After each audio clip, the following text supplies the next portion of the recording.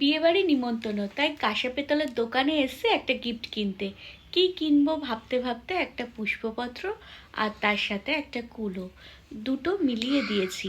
আমাদের বাজেট ছিল 1000 টাকা থেকে 1500 টাকা, তাই দুটোই 1500 টাকার মধ্যে হয়ে গেছে। এখন প্যাকিং করে নিচ্ছি, কারণ অন্য কিছু দিতে পারতাম, কিন্তু আমার সব থেকে কাশপেতলের জিনিস দিতে ভালো লাগে, কারণ ঠাকুরের কাজে ব্যবহৃত করতে পারি আর ঠাকুর পুজো দিতে পারি। আর তোমরা তো সবাই জানো আমি পুজো দিতে কত ভালোবাসি, তো সেই কারণে এই গিফটটা কেমন হয়েছে তোমরা কিন্তু জানিও। বিয়েবাড়িতে আমরা চলে এসেছি, আমি কিন্তু কোনো পার্লার থেকে সাজিনি, নিজে নিজে সেজেছি। কেমন লাগছে জানিও। আর এখন আমরা কনের মার কাছে এসেছি, আর কনের মাকে আজকে এত সুন্দর লাগছে, মানে এর আগে কখনো দেখিনি, খুব সুন্দর লাগছে। তো মিঠি তো তাকিয়েই আছে সারাক্ষণ। তো এখানে কনের বাবা কনে আর জামাইকে আশীর্বাদ করছে, আর তার সাথে কিন্তু আমাদের একটা খুব ভালো সম্পর্ক আছে। কনে হলো আমার ছেলের টিচার, আর আমরা এখন দুজন মিলে একটু ফটোশ্যুট করে নিচ্ছি, কারণ এই যে নতুন বউ আর বর কেমন লাগছে জানিও।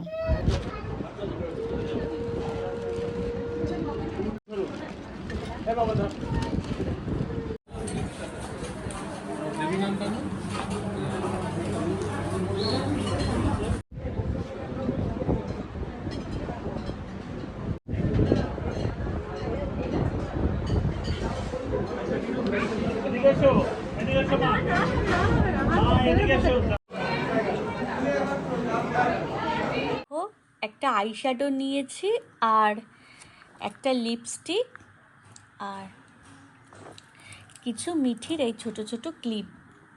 আমাদের আইশ্যাডোটা এখন খুলে দেখাই কেমন হয়েছে। এই যে দেখতে পাচ্ছ কত কালার, খুলে দেখাই। হ্যাঁ, কি কি কালার আছে দেখো। আমি বিয়ে বাড়িতে গেছি তো একটু ইউজ করেছি। দেখো এইটা হচ্ছে গ্লিটার, আর এইটা গালের মধ্যে দিই, বুঝেছো। আর তার সাথে এই যে কত দেখো ভ্যারাইটি কালার গ্লিটার আছে। তো কালারগুলো কেমন হয়েছে জানিও। সকালে উঠে বেরিয়ে পড়েছি, এখন আমরা সবাই মাঠে যাচ্ছি। তো পরীক্ষা হয়ে গেছে, তো মাঠে এখন বাচ্চারা খেলবে। এই যে মাঠে আমরা চলে এসেছি, এই যে এখানে সবাই খেলতে আরম্ভ করে দিয়েছে। বন্ধুরা সকাল সকাল সমস্ত কাজ কমপ্লিট করে, মানে রাত্রিবেলা সমস্ত কাজ কমপ্লিট করে এখন প্রায় 7টা বেজেছে, আর মাঠে চলে এসেছি। আর এই দেখো মাঠে খালি পায়ে হাঁটতে এত ভালো লাগে আর এত উপকারী। এখন বল খেলছে, ভালো লাগছে। আচ্ছা বল বল খেলো। তো বল খেলা হচ্ছে।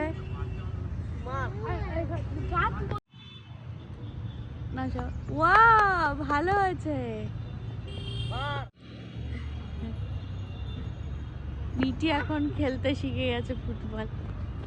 মাঠের পাশেই মেন রোড, তোমাদের চারপাশটা একটু দেখিয়ে দিই। এখন একটু আমি মাঠে বসে আছি, আর রাত্রেবেলায় ঘরের সমস্ত কাজ কমপ্লিট করে রেখেছি, যাতে মানে সকালবেলা উঠেই বেরিয়ে পড়তে পারি। আর সকালবেলা উঠেছি, ঘরটা ঝাড় দিয়েছি, আর মাঠে চলে এসছি। আর এই দেখো মাঠটা না শিশিরে ভেজা, তাও দেখাচ্ছি তোমার। দেখো এই ঘাসগুলো, এই দেখো এই ঘাসগুলোতে শিশিরে ভেজা আছে। আর এই ঘাসে কিন্তু মানে কি বলবো, খালি পায়ে হাঁটলে না এত উপকারী, মানে খুব উপকারী। এই যে আমার সাথে এখন মিঠিও চলে এসছে, ভালো লাগছে তোমার? ও এখন এই যে ঘাসের পাতাগুলো দিয়ে খেলছে। আর মানে বাইরে সকালটা এত ভালো থাকে না, আর এত চারিদিকের মানে পরিবেশটা এত সুন্দর লাগে, খুব ভালো লাগে। কি হয়েছে? হ্যাঁ বল চলে গেছে। চিপস কিনে দিইনি, পাপার কাছে নালিশ করছে, দেখেছো?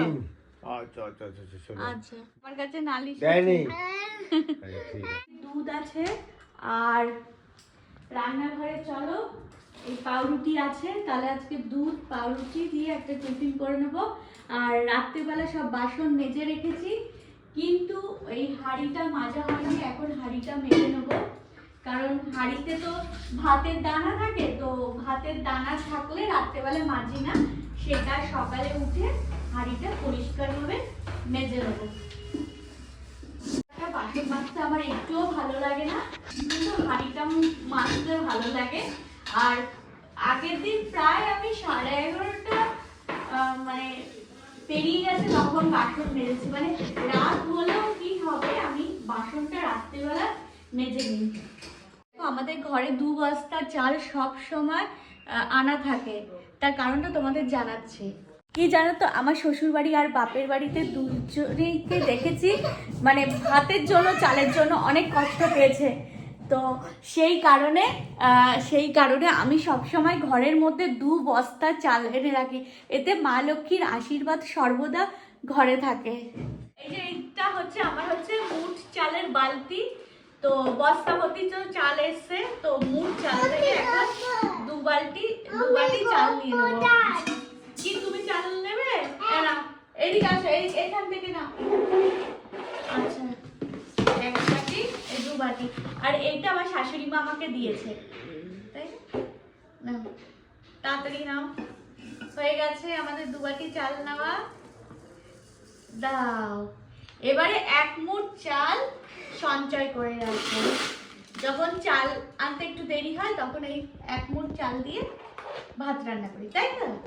আচ্ছা, তুমিও রাখবে। ও বাবা, খুব সুন্দর হয়েছে, দেখেছো মিঠি? এই বাবা, এরকম দুষ্টুমি করে না। এটা রেখে দাও, চলো সাইডে রেখে দিই। চলো ভাতের হাঁড়িটা নাও, এবারে চালটা ধুয়ে নেবো। চলো, এখন চালটা ধোয়া হয়ে গেছে, এখন রান্নাঘরে ঢুকবো, দেখি টিফিনটা করে নিই। ফার্স্টে দুধটা জাল দিয়ে নেবো। টিফিন রেডি হয়ে গেছে, এখন দুধটা ঢেলে দেবো। এই দেখো দুধ, আর দুধের মধ্যে সামান্য একটু চিনি দিয়ে দেবো,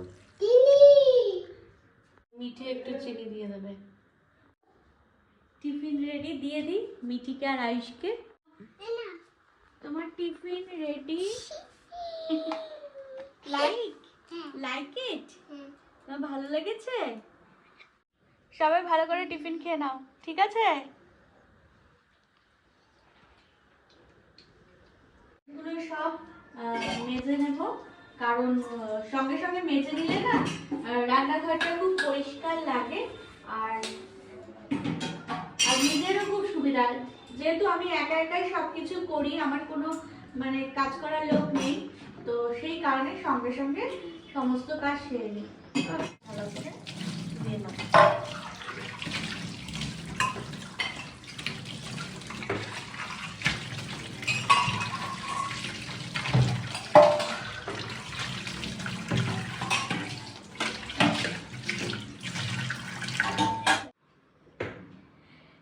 দেখো, সঙ্গে সঙ্গে মেজে নিলে খুব তাড়াতাড়ি হয়ে যায়, মাত্র 2 থেকে 5 মিনিট লেগেছে, ওর মধ্যে দেখো পুরো রান্না পরিষ্কার করা হয়ে গেছে।